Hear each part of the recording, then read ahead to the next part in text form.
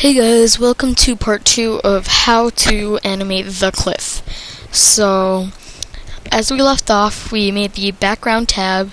We learned how to add a new tab, undo any mistakes that you made, or the last thing that you did, and also how to zoom in and out, and how to, just entirely create your background.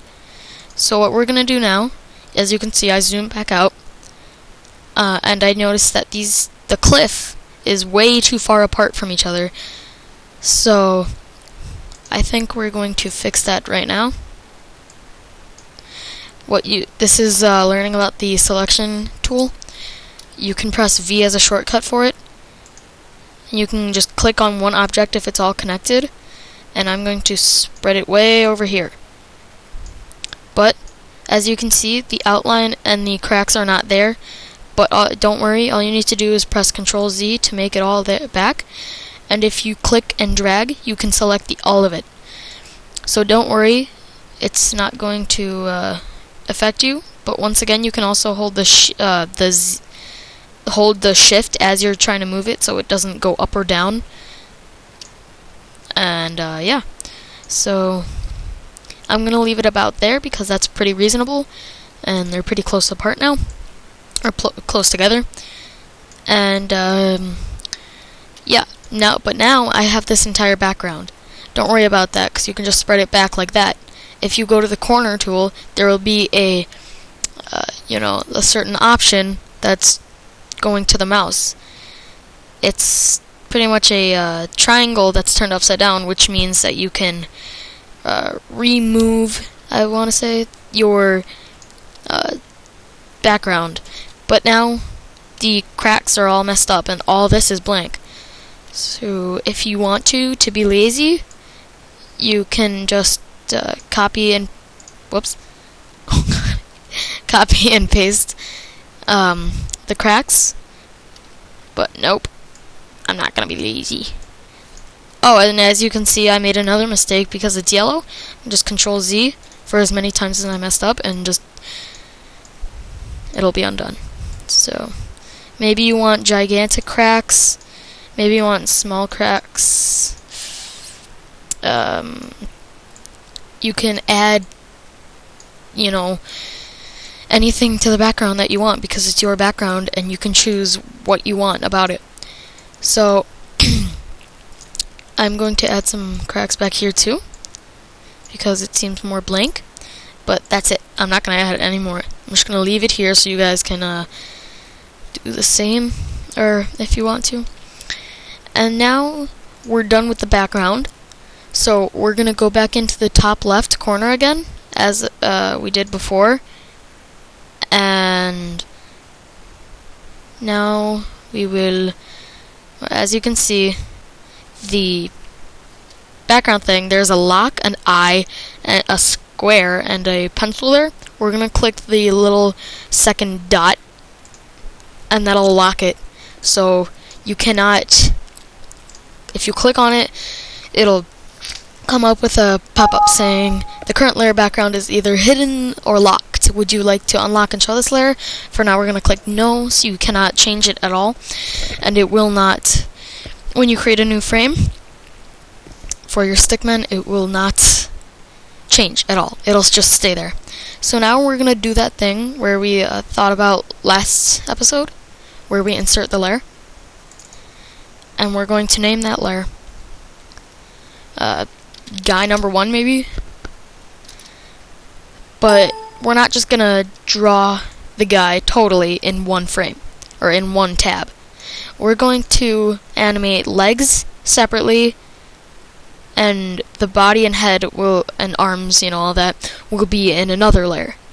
And especially the blood, if you're gonna animate them, like running off the cliff and like hitting their head like me, and like F. Patterson, because he was the one who originally made the cliff, and I don't want to steal any of his ideas. So yeah, this is all his idea. So now we're gonna name it Guy 1 Legs, if you will. And we are going to zoom, or if I don't recommend zooming in anymore because it'll look better if you don't. But to make it better, we're going to switch to the brush tool with the shortcut of B, but it'll also look like a paintbrush with the blue handle in the tools section. You can choose to zoom in by 800% and go to the biggest brush size, which is the top layer right here. Brush size and brush shape. Right now we're just going to leave it as a circle and go to the biggest size. So now we are going to animate a person running.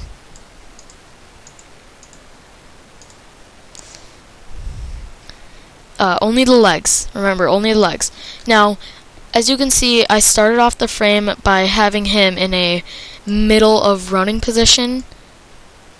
Pretty much. That's pretty much how it is.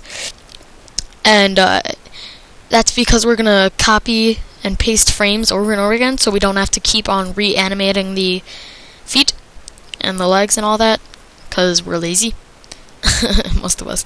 And this is just how I did it. And if you want to add feet, go ahead. If you don't, I don't mind, because if you do, it'll make it look more realistic. If you will want to say it like that, it'll make it look better. That's why I don't think I did it in the cliff. But so now the shortcut key to create a new frame is F7. You just have to tap it once. But now you have no clue what your stickman could have done, so you don't want to keep switching back frame by frame, wanting to like restart and trying to make it look good. So now we're gonna zoom in. Let me just.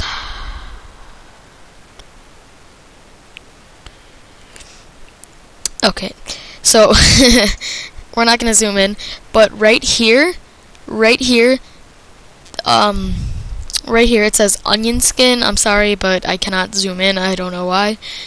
But right here, onion skin, and that like gray looking thing will not appear in the actual animation, but it does help you a lot because it helps you know where the stickman was previously, and it makes it look more smooth, I will say. So now we're gonna animate the second frame of him running. If I don't like it, I can just press Ctrl Z, as we studied before, and I'm going to animate him running. Or if you want to, you can animate him walking or something.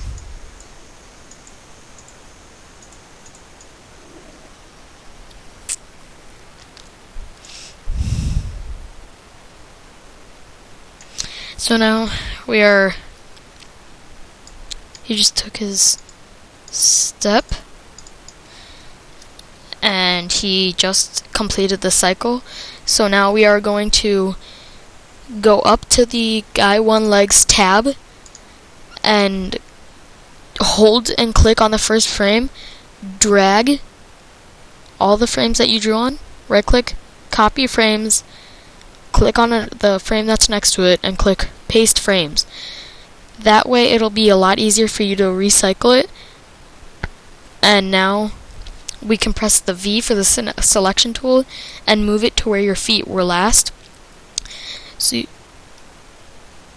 yeah, this has been me animating, and I will be back once I finish the cycle of him getting to about here. And that will be the end of this episode. We will finish off next episode. I hope you guys enjoyed. But as you can see, before we end it, that the background has just disappeared. Don't worry. All you have to do is go up to the frame bar, or if you want to, it's really called a timeline. Select the frames that you want over here by going in. It's like click here and then go down one, and then press F5 for it to add a keyframe, so it'll go up more. So yeah, I will pause and be right back. Okay, everybody, I am back, and I am just about to finish the episode because it's almost the 10-minute mark. So as you can see, I copied and framed the frames, and there you go. That's him walking, but it looks a little buggy, but I'm not gonna fix it now. So like, comment, favorite, subscribe if this helped you. So see you in the next episode.